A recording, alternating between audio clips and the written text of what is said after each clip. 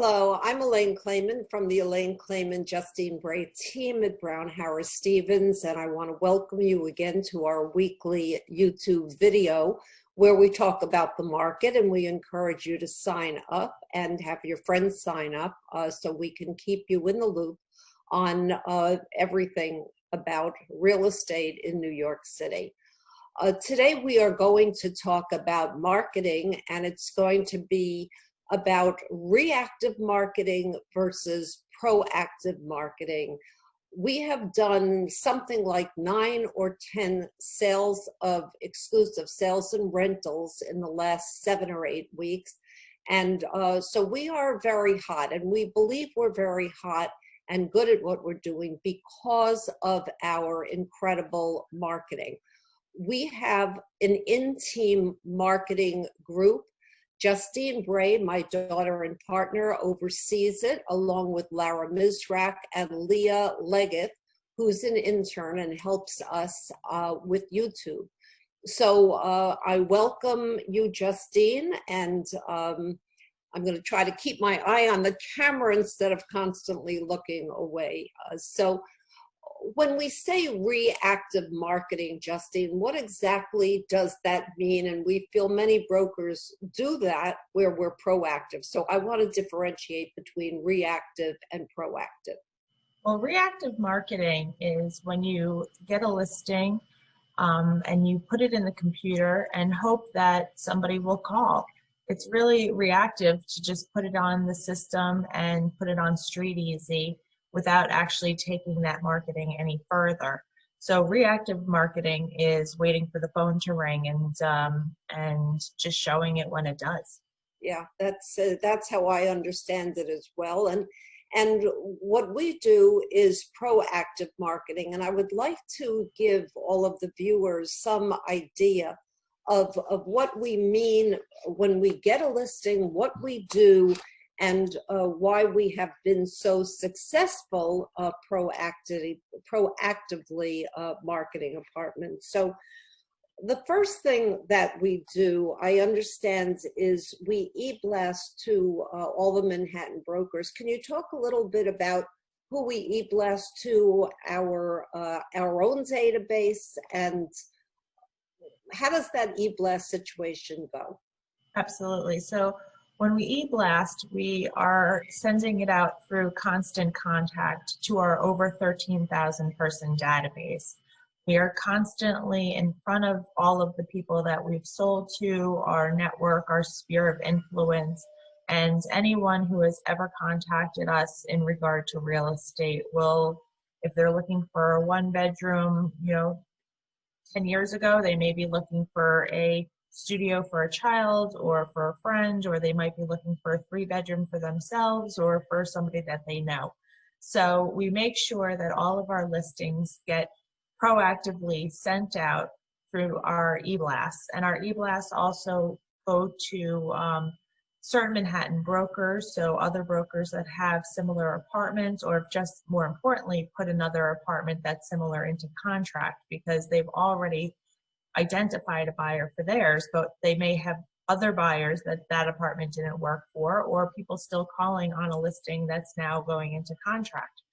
So we really focus on our own database as well as all of the other Manhattan agents, as well as outside of New York agents, to advertise the properties that we represent. Right, and I know we do a lot of personal calls because top agents like ourselves appreciate a personal call when we get a listing so that they know they're getting special attention. We also do what's called an up, down, left, right letter. Can you discuss what that's about?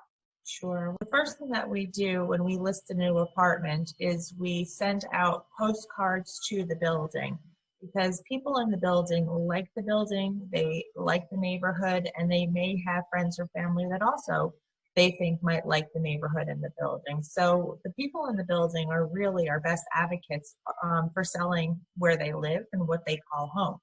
Another thing that we do is up, down, and left, right letters, which is sending a note to the people in the building in those connecting apartments, because if a building does allow for a person to duplex or to side-by-side connect, then they may be looking for more space, and that would be a great person to purchase. The building has already accepted them as a purchaser, and hopefully they would be financially qualified to own too. Oh, that's it. So we really are taking a lot of extra steps. Now, I also know that we're very particular about photography and other photographic elements. So could you discuss a little bit about how we do that and how we also stage apartments, as well as, what's the word I'm looking for, do virtual staging? Sure. So when we go into the apartment, we of course make comments of anything that might need to be decluttered or changed or brightened up. We introduce lighting where we feel it might be a dark room. And then if an apartment is empty, we of course will virtually stage the apartment to feel in line with the building and the condition of what the apartment is. We don't want to turn an absolutely handyman special into a modern work of art, because when the buyer goes in, they're going to think it's night and day from what they, were initially looking for. But we do want to give it a more appealing feel for when they're looking at it online, understanding that when they get there, the apartment will need some work. And when it's a modern apartment, you don't want to put furniture that doesn't fall in line with what the building and the apartment are offering. If an apartment is furnished and we think it might show better, because if it's cluttered or it just doesn't have the right appeal, we would virtually stage, empty the apartment in our photography, and then virtually stage that apartment so that it looks less cluttered. And if an apartment is absolutely perfect the way that it is, we will keep the photos as they are, and we will just touch things up, like hide wires or Photoshop in fire into the fireplace if the fireplace is not on at the time. So we can really change photos to make it the most appealing when we are marketing it, both online and then with the show sheet that we hand to our buyers. I know we've also done some amazing things when it's raining or cloudy, to add some sun to make it look like it does on a better day. So I think we've done a wonderful creative job with that, and we have amazing photographers whom we use. What about videography and Matterport, I believe it's called? So can you talk a little bit about that, Justine? Yes, so apartments will have the photography and the virtual staging if needed. But in addition to that, we will also include videos of the apartment set to beautiful music so that it really gives that feeling of, help me with the word. Romantic feel. A romantic feel, exactly. So, we're trying to appeal to both the senses of the buyer when it comes to looking at a still photo, as well as that romantic feel set to music. We can also offer a video of the apartment, which is a walkthrough of the actual apartment.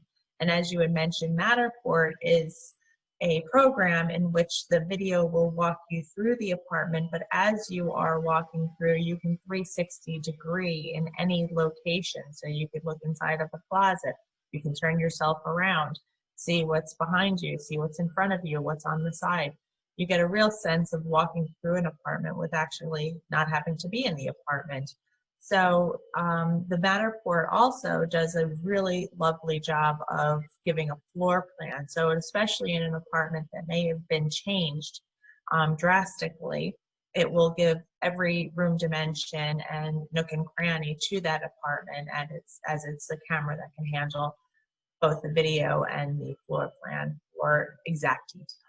So, Justine, we're all about information. We as brokers, as Hall says, are always responsible for giving information to our buyers, and it sounds like we really do that. And if I can add, we absorb the cost of that. We do not pass that on to our sellers. So it's very important for people to understand that.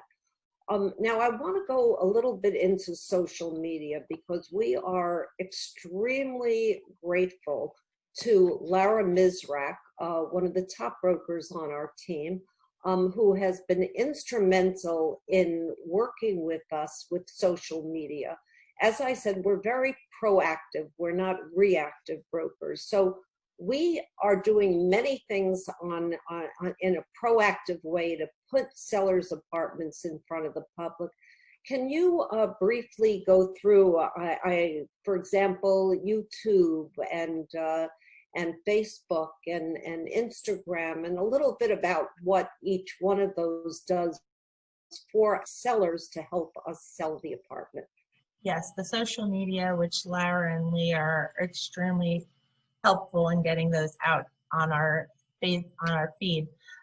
We have a Facebook account, we have an Instagram account, we have a Twitter account.